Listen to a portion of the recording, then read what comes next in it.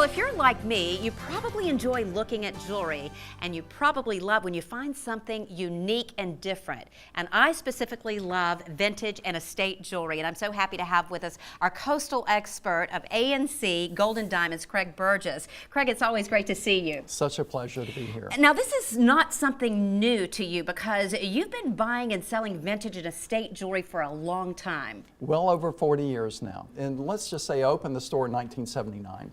So things that were 40 years old at that time, you know, it's 1939. You know, you're at the end of the Art Deco era.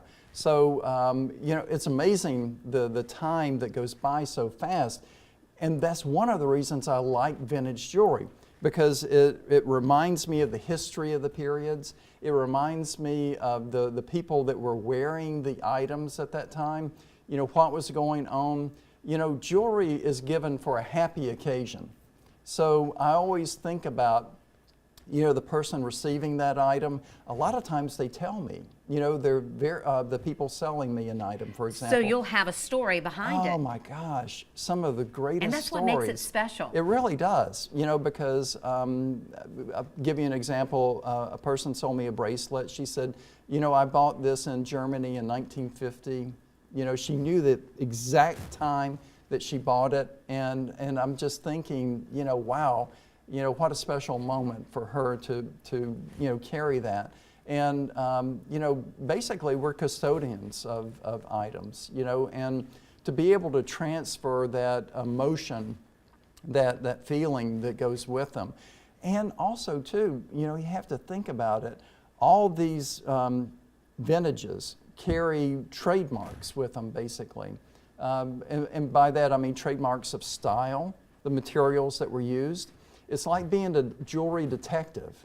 Well, that's what I was going to ask you. Like, what should you look for? I mean, let's just say you're going and you're trying to find some type of vintage jewelry. What should you look for, and how can you be sure you're buying something authentic? You know, that's a great point, because there's so many replicas, you know, reproductions, and they're very good.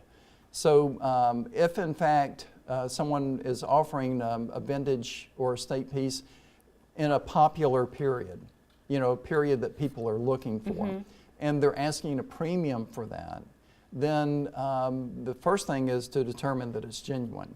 You know, and there you go, relying on the individual, you know, because it's hard for a person that's not seen a lot of it to tell.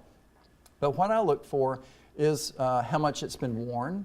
You know, I can look at the piece and see the construction of it and see when it was made.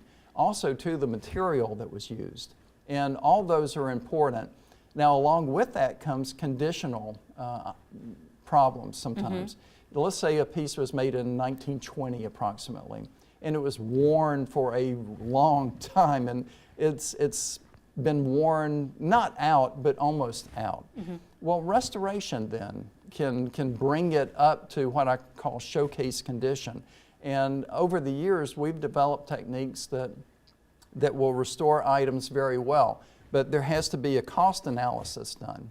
You know, first thing when I'm looking at a piece, I'll say, all right, restored, I might be able to get $2,000 for this.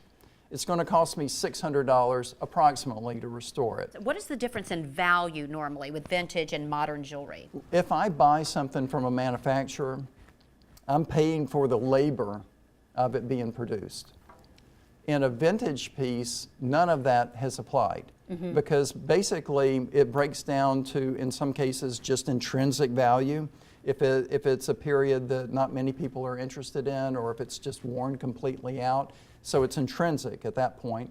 And then if it has been restored, if it's a popular item, then basically all you're doing is paying for the fact that it's you're not really paying a premium for it.